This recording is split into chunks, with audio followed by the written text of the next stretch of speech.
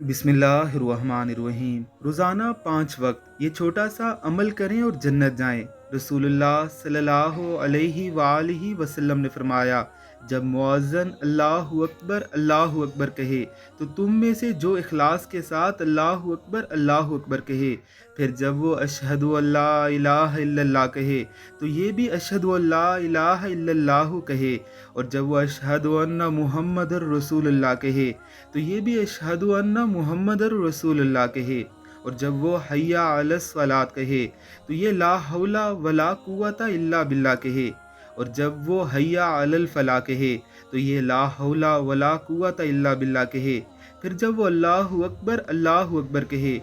تو یہ بھی اللہ اکبر کہے،